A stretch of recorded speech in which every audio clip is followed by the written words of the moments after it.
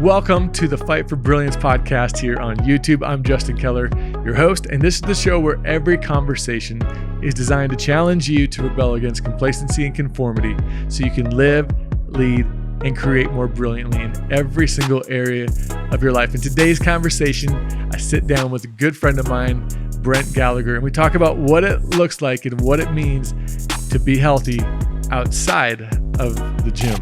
Now, before we get into that, I want you to hit subscribe. Hitting subscribe will make sure that you never miss new episodes and all of the other content that I'll be posting here on this YouTube channel. So hit that subscribe button and share this with 2 or 3 people as well, and let them know that you're tuning in to the Fight for Brilliance podcast. Now, on the episode today, Brent shares a story of something that he had to overcome, an experience that he went through in his childhood that he kept a secret into his adulthood. It almost cost him his marriage. It impacted his business. It impacted him in the way that he was leading his family and just his life and his health and his physical health. And so he shares that story here on this episode. So with that being said, let's get into this conversation with Brent Gallagher and talk about what it looks like to live and to be healthy outside of the gym. All right, Brent, good to see you. Thanks for joining me here today. Yeah, good to see you as well. So we would have met. I actually looked back at some of the photos on my business Instagram account and saw it was June 15th, I think. Wow. 2015. Okay.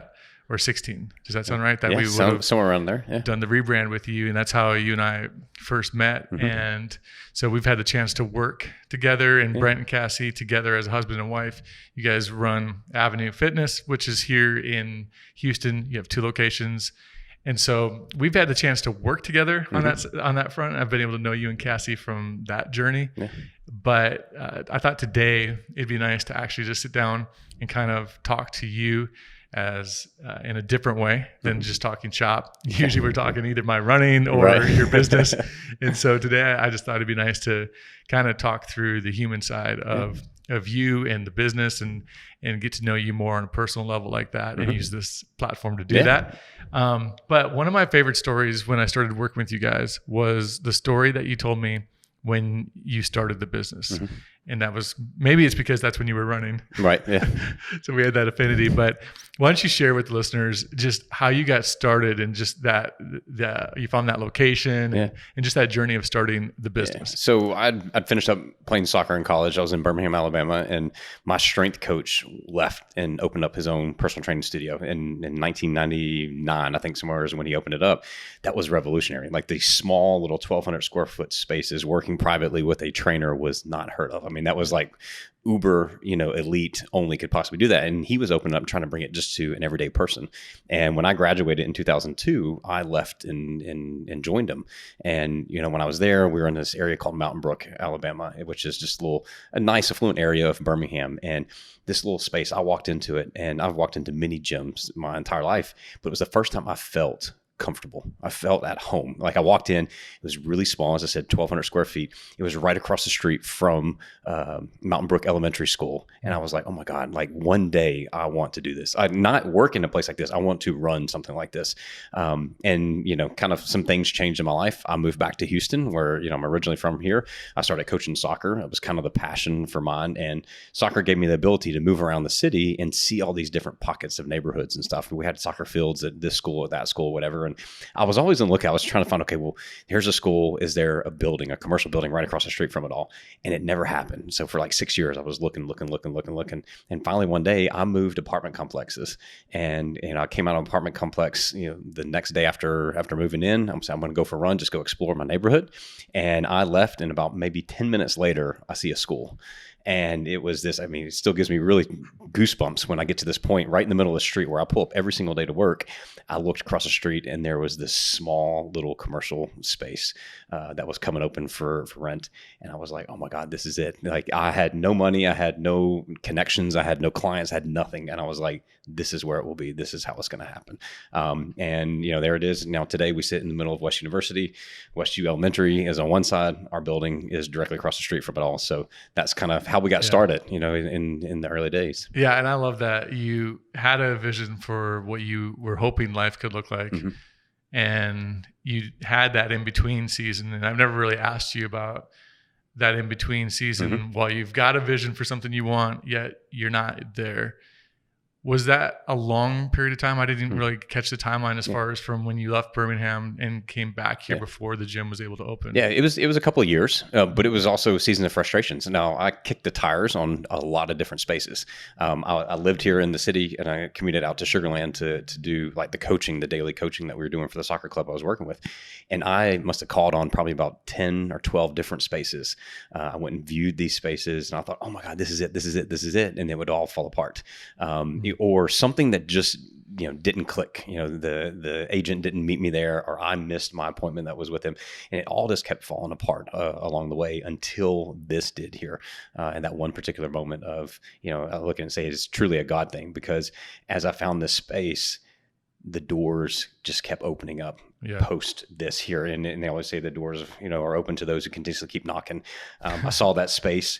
At the time, I was only coaching soccer. My wife was doing in-home training at the time. We were just dating. She was doing in-home training, and she had a gentleman, when she was walking out of a house, had a gentleman across the street walk out, and he says, "Do you do personal training?" And she said, "Yes." And he goes, "Do you know a guy that could work with me at my house in the mornings?" And she said, "Actually, my boyfriend could come over here and help you."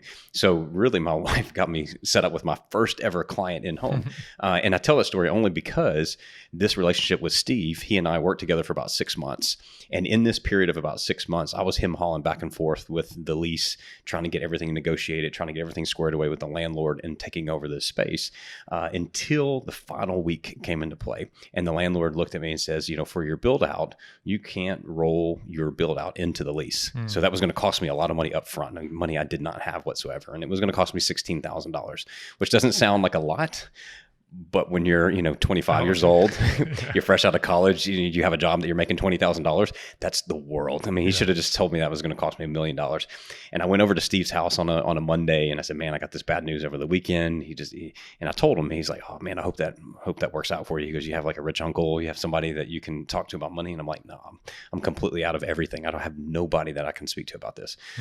So I left defeated, and I felt defeated. I went back over to his house on Wednesday again, and we did a Monday, Wednesday, Thursday type of training sessions. And here I am, 48 hours on that Wednesday, 48 hours before the $16,000 is due.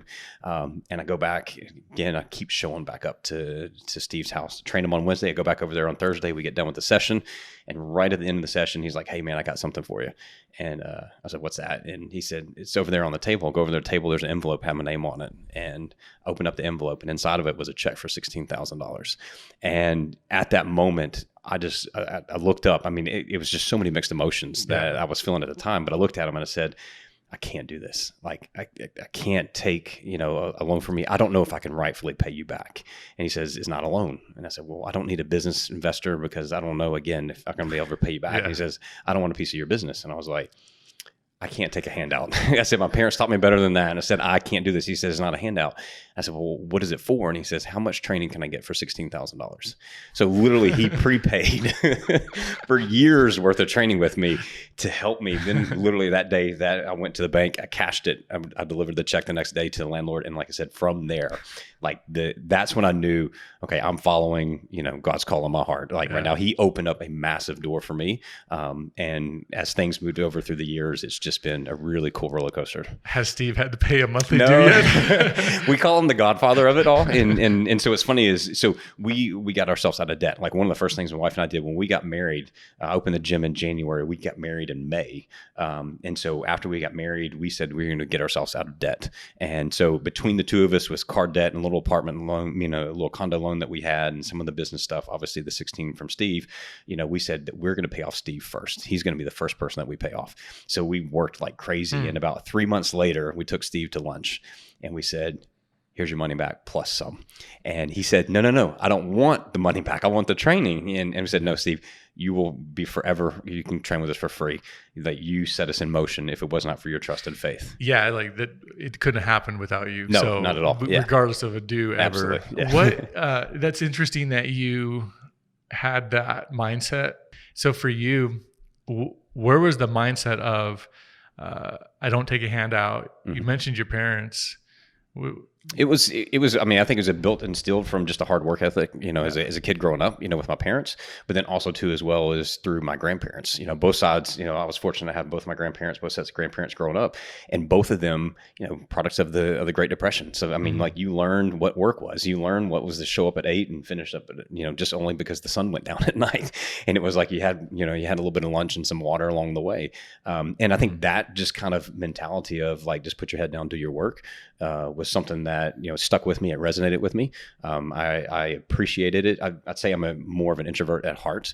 So for me, it's not about flashy stuff. So I'd never looked at money to go, oh, I want to buy all these things to make me happy. Yeah. I looked at it and say, in my little subtle ways, and now with my wife too, as well, as we looked at it and said that, we could bless other people through our giving and through our generosity of being able to work hard and then in turn do good for other people. Yeah. And like I said, we've tried to build our family upon that and raise our girls on that. And then also too, as well, the way that we look at it with Avenue, with our employees at Avenue, is to treat them the same exact way too as well. Yeah, I think I've always thought of you as a generous person, whether it's with the way you've treated your team, the way you've actually honored like even a relationship together here, and you are liberal to introduce if you think of something, or so I've always thought of you as generous. I guess that's one thing we haven't talked a lot about that I don't know much about. I mean, you say you grew up here in Houston.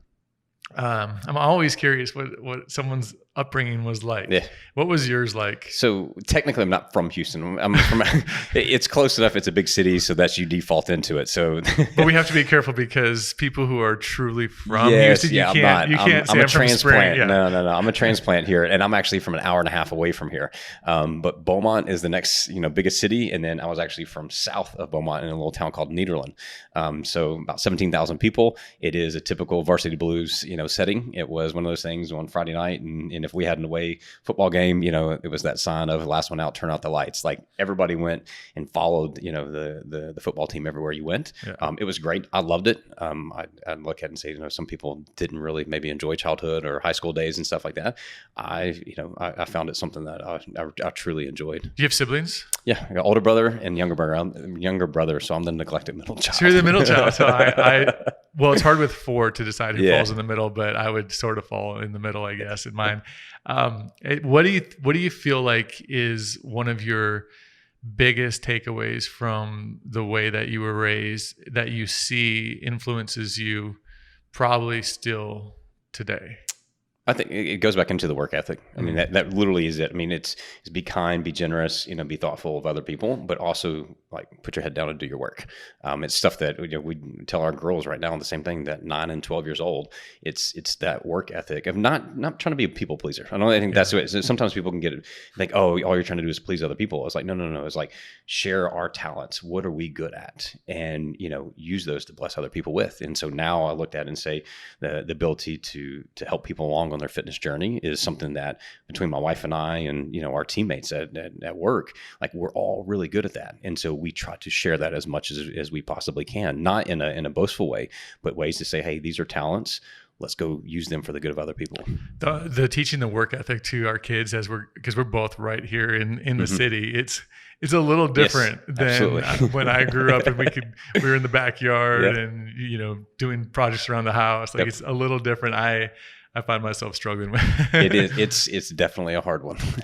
What was for you? And I think about just in most people's lives, there are just pivotal moments, and a lot of people would say, unfortunately, it comes from challenges, and I think that in a lot of ways that's actually a blessing in disguise. So I don't usually say unfortunately, but what would you say has been one of the tougher seasons in your life that you really feel like something was fortified in you because of that? Mm-hmm. So I look at it and say, I was actually just recording a video about this morning, saying for 20 years, I denied that there was ever a problem. Like I carried on from childhood to college years, to young adulthood, to getting married, to, starting a family, to raising 2 little girls, up till about 3-4 4 years ago. And I just said, you know what, I'm just a head down. I'm a hard worker. What I was just telling you about all these things. But when you step back and you kind of look at things in hindsight, you can start to put together these pieces and say, oh, I can see how I turned there. I can see how I turned there. So for me, early days, I always tell people, it was like, sports were my savior. Sports were the one thing that saved me, growing up. Because unfortunately for me, I had a coach that entered into my life when I was around 10 years old. And he kind of instilled me, he said, hey, look, if you work hard, you can get a scholarship maybe one day. Maybe you're going to play soccer. Maybe you can play football. Maybe you can get yourself out of this small little community and go make something of yourself. Well, you fast forward those days till where I am, today, and I can look back and go, man, that set me on this course to work really hard, along with my parents, kind of work ethic, along with my grandparents. I had this other coach that was investing into my life. Well, what no one really knew was he was also at a period for 7 years of physically, mentally, sexually abusing me. And so I look at it and say that period of years from 10 to about 18 or so 11ish, around there to 18, you look at it and say, what drove me was, okay, if I just do well enough in sports, I can get out of here and save myself. I can go make something. I can get away from this tragedy that's going on. So I left. I went to college. I played soccer in college, and I say, well, soccer was my savior. Really, that was the one thing that kept me from jumping off the deep end with drugs and drinking or anything along those lines. That was my outlet, and people saw it as healthy. But yet I took it to an extreme measure. Yeah. And then literally the day my soccer career ended, in 2002, I sat, there defeated, crying on the field because it was finally over. This long journey of playing sports was over. But I think I was more fearful of what was going to happen tomorrow when I woke up. Like, I didn't have soccer to distract my thoughts. So I woke up literally the next day, and I always say, like Forrest Gump, I took off running, and I ran 8 miles for the first time ever in my life. And I was like, oh, this is it. This is my next outlet. And so for the next 4 years, I was running marathons, doing half Ironmans. I was doing all these things just to keep myself busy. So I didn't slow down long enough to let my past catch up with me, because I knew if it was going to catch up with me, I knew it was going to be just this evilness that was coming along. And literally come run my last marathon, January 15th, 2006, Sunday, the Houston Marathon.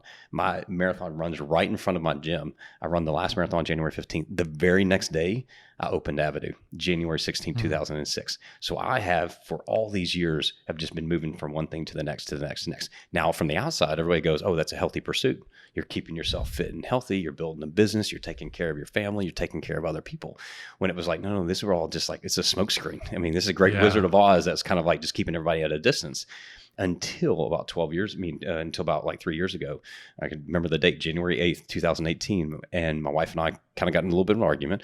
I had said some really sarcastic things, and I just saw it as a little kind of offbeat humor with her. And she had finally had enough. And she says, we're done. That's it. She goes, I need you to be gone. And I knew in that moment where I was like, I can't sweet talk myself out of this. I'm not going to apologize. Like, she was in this moment of like, just sheer on, like, you're out of here. And when I was at that moment, I said, okay, I'm going to tell you something.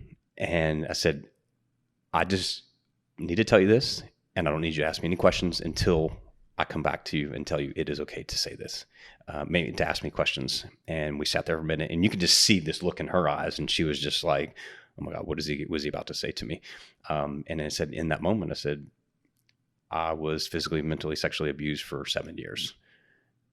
And when I said it, I was trying to figure out a way to describe this for most people. And I know this sounds kind of like, it doesn't fully grasp that concept, but think about it as like when you load up your hands with like 12 grocery bags, and you have this long hallway that you have to carry all those bags down. And as you're going, you know that they're just slipping, and your fingers are going, your arms are burning, like you're doing everything you possibly can to get to the end. You know everything is about to just crash and burn. And as you get there, over the last little fingers quivering because you got the milk loaded up on one finger and everything else, all of a sudden you just get there. And you just like drop it all down, but yet gingerly enough to where you don't break the eggs and you don't break anything else that's in there. It's like, as it just sets down, it was like this just flood of emotion just came out of me. And I just sat there, and I was stone cold. I mean, there was no emotion from me, because through that period of time, so I think in my developmental years, I learned to be able to go through this, at a distance with someone who was supposed to be trusted and respected. to literally 5 minutes later being in the presence of my parents, to being in the presence of my friends, to going hanging out, with all, is like, I had to learn to be able to shut down and then move over here and not process life, so I became really good at just stonewalling everybody, keeping everybody at a distance. From that conversation, it led to therapy, and then, learn a couple weeks of intensive, type therapy for me to kind of work through all these things. And for me to finally get to that point to where it was, I'm okay to share these things and say, hey, this is part of my journey.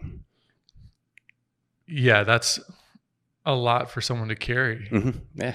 For so many years. But it's also too, as well, is I look at this and say, what am I in right now? Like I'm in the fitness world, and within this fitness world, we just tell you, hey, it's sets and reps, better eating, more running. It's doing this better. Oh, you need to take this supplement. Oh, your hormones are off a little bit. Oh, you might have a little inflammation. Go vegan, go vegetarian, go pegan, if you want to put the two together. It's like whatever you can possibly look at. And you say, oh, we do all these things. And I was doing them. I was working out 5 days a week. I was eating vegetables nonstop all day long. I'd have one day of pizza on there. I was in bed for 7.5 hours, each night.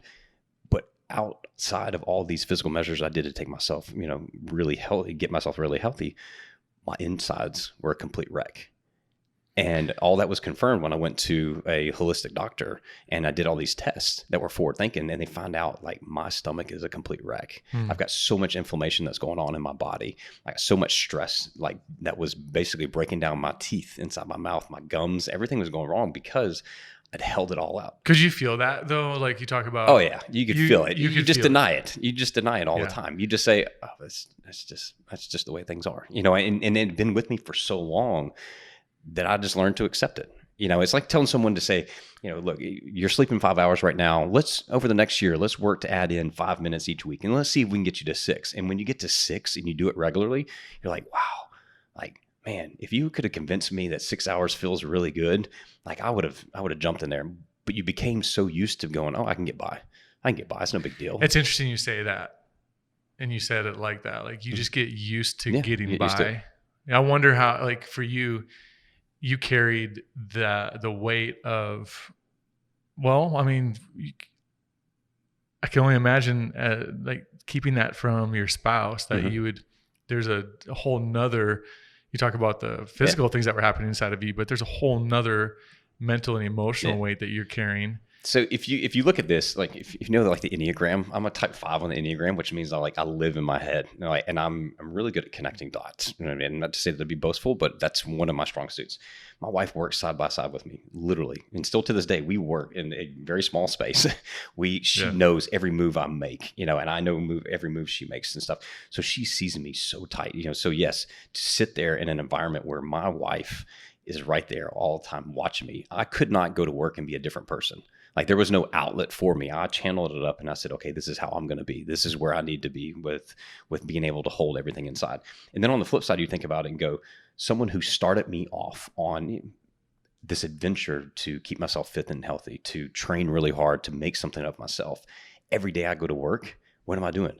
I'm training people. I'm telling people, hey man, if you push yourself here, if you do these little things right. So every day I have this constant reminder of what I went through, that people say, hey, you have a mentor that comes into your life and they set you down the path. And you go, well, what if the mentor is actually like the dragon as well? And so everything that I have in my head about it, and this is what flip side of it all, and this is where you divulge it because I feel 1,000% comfortable with all this stuff.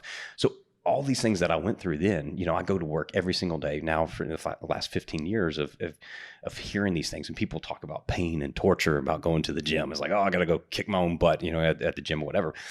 Then my outlet was, okay, well, I'm going to be in church, and on church on Sunday mornings, I always got this very specific, like halo type headache, very pinpoint. I can tell you exactly where it is, because in the beginning, when you would get to church, they have the songs beforehand, the worship beforehand, all these things were talking about chains unbroken. When I was blind, I could not see. Well, all these things would stir up such stronghold, emotions in me. And I would do everything I could to suppress it back down, because I never wanted my wife or my kids to see me crying. But yet inside it would be just tense up, massive headache. And you go, well, why would those songs be like that? Well, that 7-year period for me too, as well, I was tied up and blindfolded. And so you imagine it was like my vision was gone. I had to lay there and sit there in this moment of going like, there's a fight or flight. You can get away from it all. You can turn to fight it. For me, I had to sit there and freeze.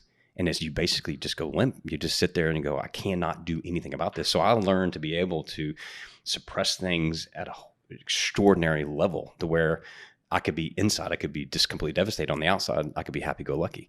And so, to go to church, where it's supposed to be my safe space, and to hear these songs all the time talking about this, my hands were tied, the chains were broken. It was like all that stuff was so hard for me to experience it. And so I really, again, for all these years, never really had that safe space to turn to until that day that, my wife and I, kind of had the argument, and then I got myself into therapy, and I was able to, in layers, go a week, process it all, go away, go back, process it all. It's this step by step process. And this has been a 3-year journey for me. And, as my therapist said, he said, look, this is going to be like an onion. It's like, you're going to pull one layer off, and then you're going to get to another layer, and then you're going to get to another layer. And he goes, just when you think that you cannot go any further, there'll be another layer that raises its ugly head, and you're going to be like, oh, okay, it's time to go back. Yeah. But once you start working at it, it's frustrating, right? The idea that, don't you just want it to be fixed? Yeah. It is truly a crockpot aspect of it all. I mean, it is, again, if you go to your faith walk, it is a daily practice going over and over again, knowing that there will be peaks and valleys. There'll be times when you look up and you go like, God, where are you? Why are you not existing in my life? And then all of a sudden, a week later, a month later, a year later, all of a sudden it comes back in and you're like, yes, there it is. And you go right back down again to it. So it is a journey, but it's the healthiest thing that you can possibly do. So for me, I told you that my insides were really messed up. Well, for me as well, 20 years, I never slept right. Like I was up 4 or 5 times a night, and I used to just tell my wife, oh, I just got a small bladder, I drink too much water, da, da, da, da. And it was like, no, it was like, I could not sleep because it took me an hour and a half to even remotely get close to falling asleep because I used to be so afraid to close my eyes, to put myself in that vulnerable position of just like complete relaxation. I couldn't do it because I was so, wound up so tight. And so when I would get up, it was just those fearful moments of, okay, what's happening to me? What's happened to me? And I would immediately go back into that fight or flight throughout my night until now, like I said, until I addressed it and start to do the proper steps to be able to go, okay, hey, what are the things I need to, let go of, share with more? Because sometimes people will hear the story and they're like, oh man, that sucks for you. That must've been hard for you, without considering your own story. We're all on this journey different. They always talk about trauma as like big T trauma and little T trauma.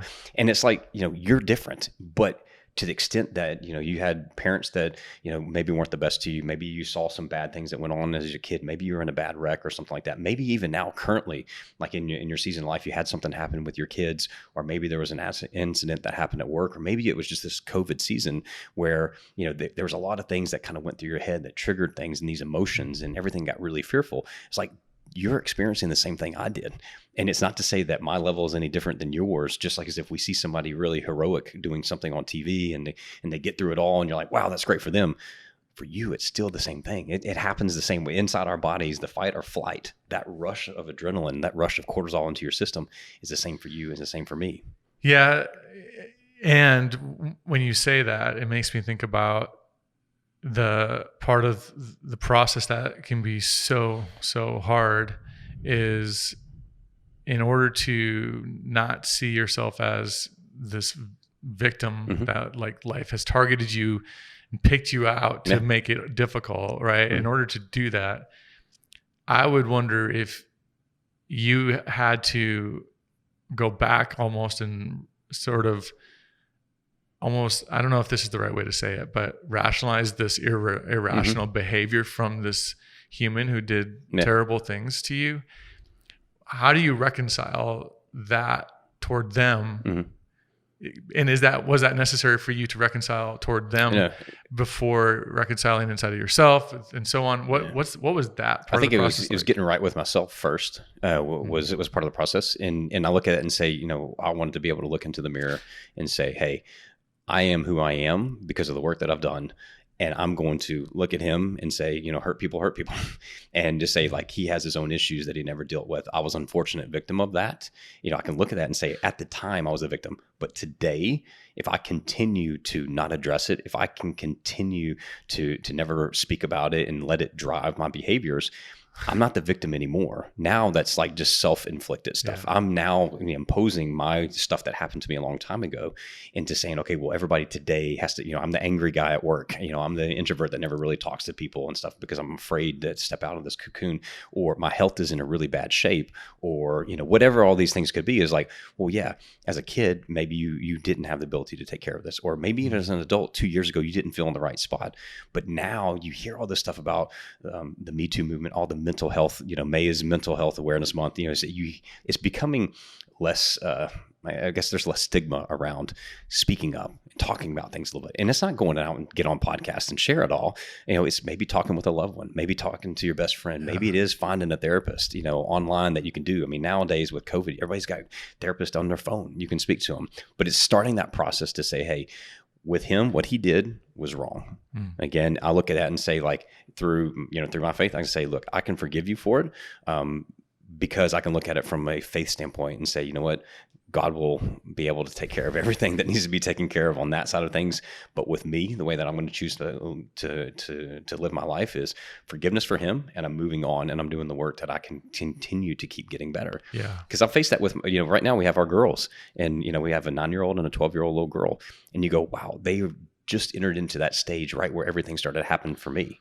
And I start to now think about, my daughter's wanting to get into sports and do more things with a coach.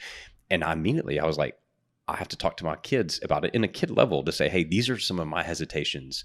And, to a 9-year-old and to a 12-year-old, that's a different conversation. But even to the extent of what I do tell them about, they're already hearing it from others. It's part of that journey. So can I be brave enough to talk to my kids about it, or do I just shut them down because I never addressed the issue? So that's where it's like, you have a delicate balance of finding your path through all this stuff, but you're learning every day. There's so many things you just said though, that, first, you being able to make decisions for your life regardless of this other person, without that being the contingency. Like, they did this and I can only do this much. Like, you separated that and said, no matter what, I have to take care of my life. And that, part of that has been talking about it. Part of that's been facing things. So he doesn't win. Right. Yeah, absolutely. But the layer of, having a 6-year-old, right? And I know your 2 precious daughters, like that layer of even having to imagine that we'd have to deal with that. I've thought of that with my son, and I don't have the past experience that you do.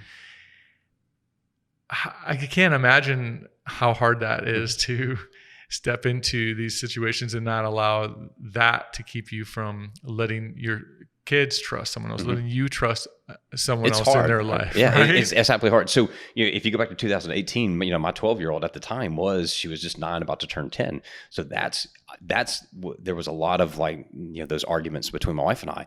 And I think of what it was is subconsciously, my daughter's getting to that age. I'm starting to have more thoughts about it. Like, it's really starting to just brew and raise its ugly head. And I think that's when the push came to shove. And finally somebody, I was fortunate for me is that my wife is there. She noticed those little patterns in that she had the courage to as well to speak up and to say, yes, we're done, and I think that she felt that she just was like, I'm going to give it one last push, and you're either going to speak up and tell me what's really going on, or you're going to be just say, okay, hey, it's done. I'm going to walk away from it too as well. And so there's pivotal points that I think we all face, and it's okay, are you going to step into that and say, hey, here's an opportunity to share, or here's an opportunity to turn and continue running or stepping away from something? It's nuts how much can go back to one event. Yeah.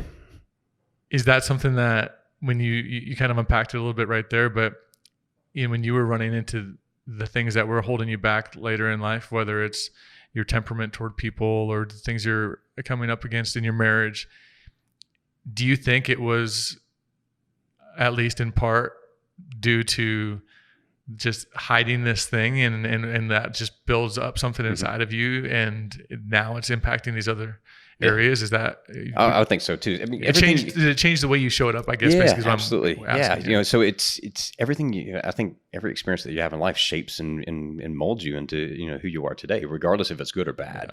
Yeah. I think it's just a matter of, okay, what do we do? Do we take the time to sit down? And, one of the greatest lessons I learned, I worked with a coach early days before I had started to process all this stuff. And he said, let's sit down and let's mine your past for lessons. And I was like, oh, okay, and I wrote about this period of time, but also wrote about this coach in that setting as a positive mentor, as someone who set me down the right path, who pushed me to do great things. You did, but I wasn't there ready yet to say anything about it. And I look at this and I say, I even wrote a book a long time ago that talked about, when I got done with soccer, I started running, and I claimed those were my lost wilderness years. Those are the years I was trying to figure myself out. I didn't have a purpose. I was like, no, I just wasn't ready to face the truth yet. And so I took off running, and I was going to destroy my body. And that was the story I used to tell everybody, was that, I was just lost. I'm 25 years old, 22 years old, trying to figure myself out. And that was the journey that I was on. But really it was like, no, I was just running from something. My past was getting close to me, and it did not catch up with me until 2018. So for those years, I just kept running, and finally got to the point to where I couldn't sustain that pace any longer. My wife had called me out on it, and it was like, all right, it's go time. So this whole thing, I think that's relatable to everybody, regardless of a past experience being the same, is this idea of at some point facing the truth. And I wrote down a weird statement. Maybe it makes sense for you too, but at least for me, it had a lot more context probably, so it might not be fair now. But I just wrote down, like, the truth makes everything easier. And even in those conversations that you're having, facing the truth, it was hard, and it also probably complicated life to now face it. But when I say that the truth makes everything easier, have you experienced that because of the way you've decided to actually authentically step forward? Absolutely. I think it's everything in at work has become a lot more crystal clear for me, as far as the direction that I'm trying to lead Avenue in. Writing, I write weekly notes out to our community. And the more that I've shared about this journey, the more people have started stepping up, saying, hey, a similar story. Well, here's my story. Hey, do you know somebody I could speak to? And it's like someone who came to us for the sets and the rep, the working out, the soreness, the sweating, all that stuff, is now all of a sudden getting a different type of workout. We're challenging them in an exercise that's the hardest exercise that you could possibly do, is sitting down and working on yourself. Because we're so willing, and a friend of mine, was with me yesterday, and he looked at it and he says, we look at our workouts and we try to make them so complex and so hard and so challenging. He goes, but then if you were to turn and tell me to work on myself, I'd be like, yeah, I don't need to do any of that stuff. I'm good. I'm right where I need to be. He says, why don't we flip that around? Why don't you just make your workouts so easy? Go for a run, go for a walk, just go for a simple workout. Don't worry about killing yourself. Just keep it really easy. And then turn and take all that focus, intensity, and effort and time and money that you would invest into working out and invest it right back into yourself.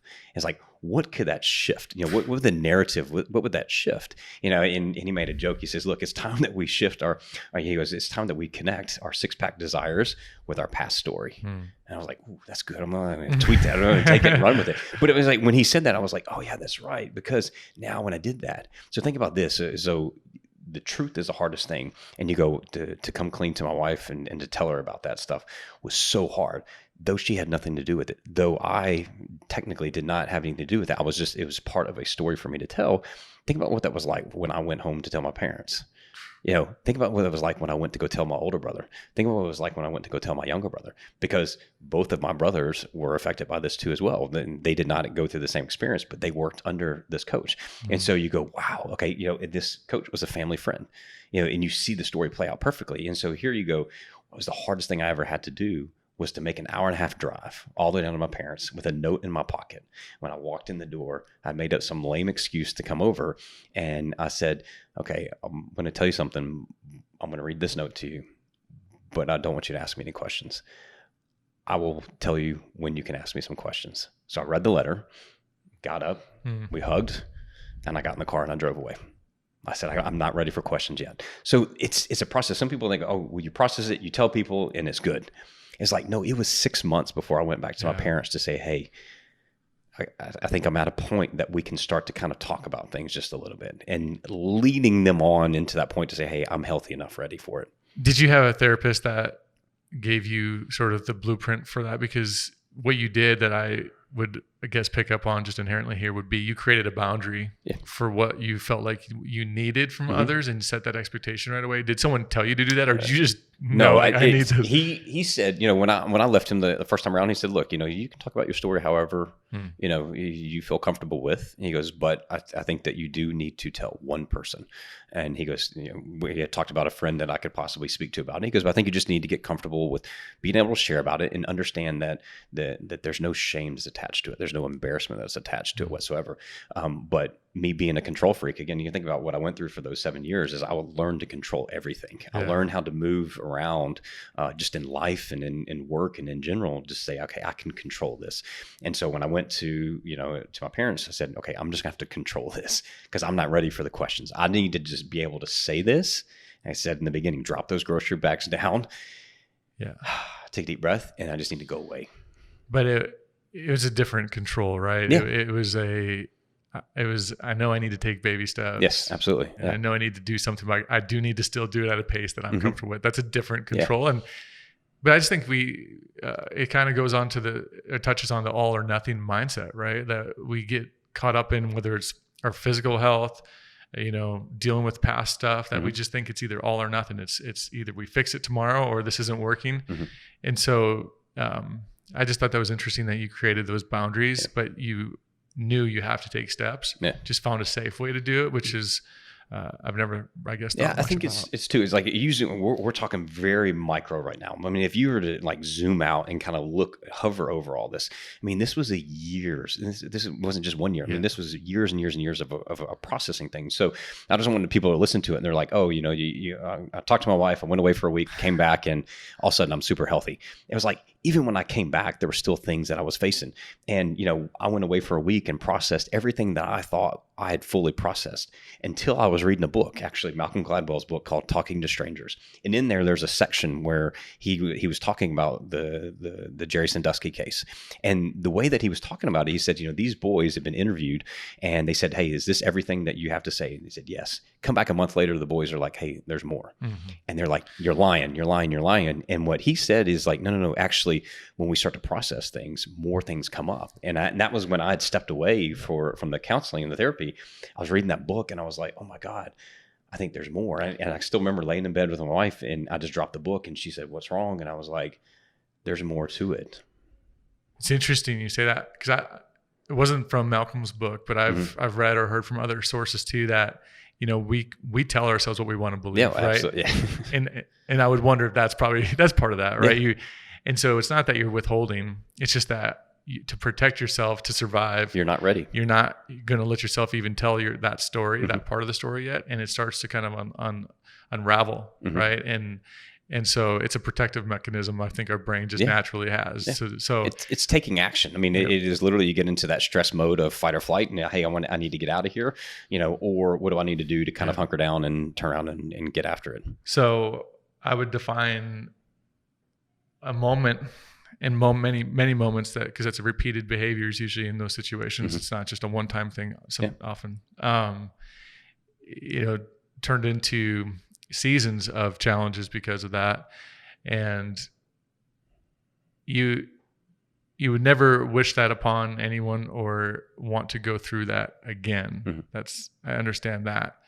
But as you think through this in your life now, what, if it's possible at all, what are you able to take away from that season that you feel like, and just this, not just that experience, but just the challenges that you've gone through? Is there just an overarching kind of benefit that you've been able, that will enable you to live better now, moving forward? And not that you want that again or would go through it again, right? But look, had I not gone through these tough seasons, I don't know if I would understand this as much. I think it's as I said in the beginning, there is hard work. That's what I took away from this season is do the hard work when I was a kid to get my spot, to get myself to where I need to be.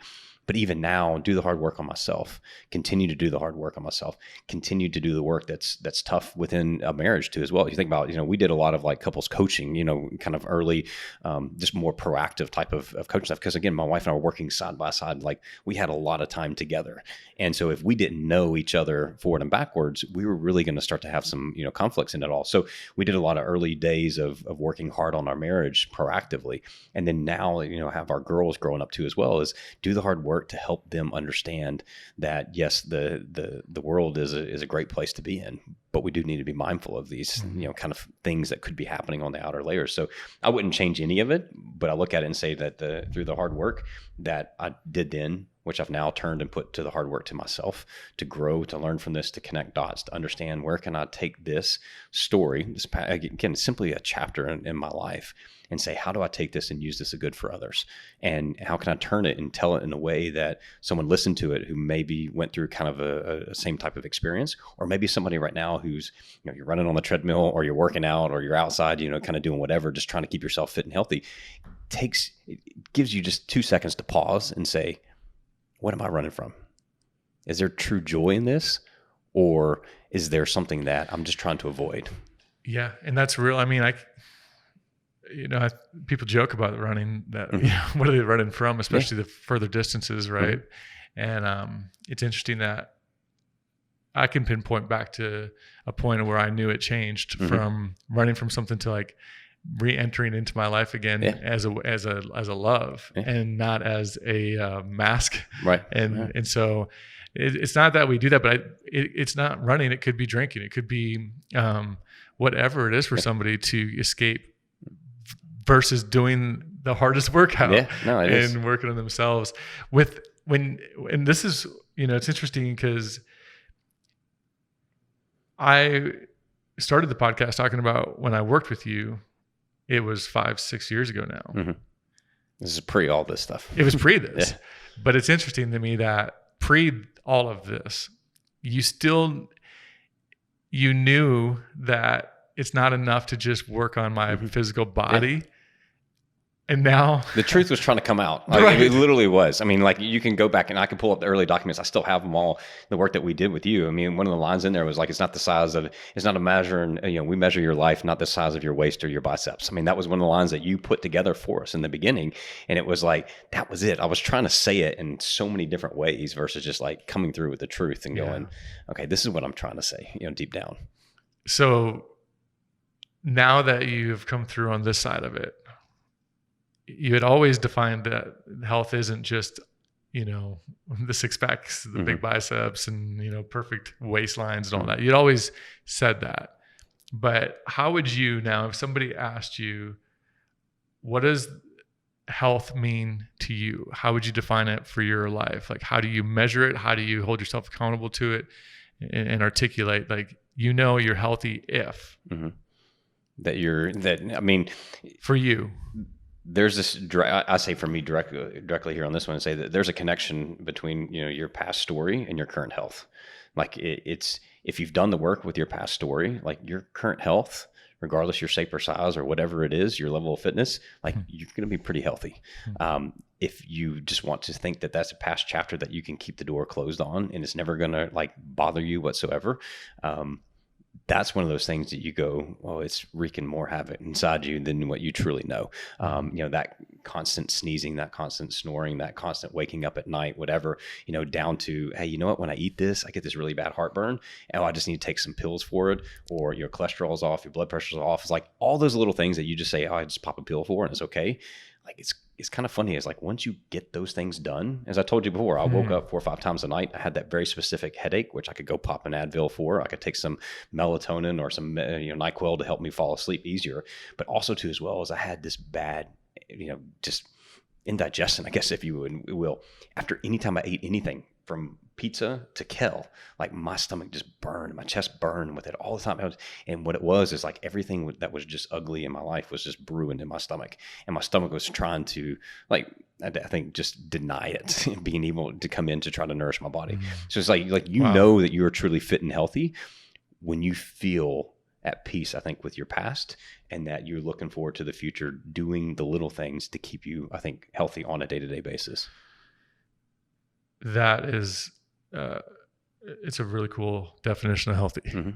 And I can't speak enough to the point that you just made and reinforce that. Like, I have learned as life goes on, what you're saying is true, and like things surface in our bodies, and our body is just this amazing indicator of something else. Yeah. And I want to commend you, and I'll close it out on this, because you said that there's less of a stigma around the topic of mental health, even sexual, physical abuse, and those conversations are happening more, for sure. But I don't think it's as prevalent for men to sit in a space like this, even just you and I, and share openly like you just did. I think there's still this unhealthy protection around what we define as a mask, as a man. Yeah. And so we mask it, and only go so far. So I just want to commend you for your honesty and vulnerability, because it's without that, I don't think life means as much for you. And because of that, I don't think it means as much for the people that are encountering you as well. And so I've always known you as generous. I've always known you as being somebody who I thought worked hard. I've always thought of you as someone who loves your family, but to see you in this light, and to know that you love yourself enough to show up the way you are, is just a whole different admiration. So I just want to commend you for that. I think that's a fight for brilliance that a lot of people aren't courageous enough to have and do. So anyway, I just want to commend you for that, and then thank you for sharing, being on this podcast, and being part of this. Yeah, thank you for having me. Absolutely. Thank you so much for tuning into this week's episode. There's links in the notes here below where you can connect with Brent. Also, links to connect with me. My handle across all platforms on social media is @KellerThinks, and I'd love to stay connected with you beyond the show. Again, be sure to hit subscribe so you never miss a show or all of the other content that will show up here on this YouTube channel. Until next time, I want to leave you with a weekly reminder that you, yes, you are brilliant. I'll see you next time.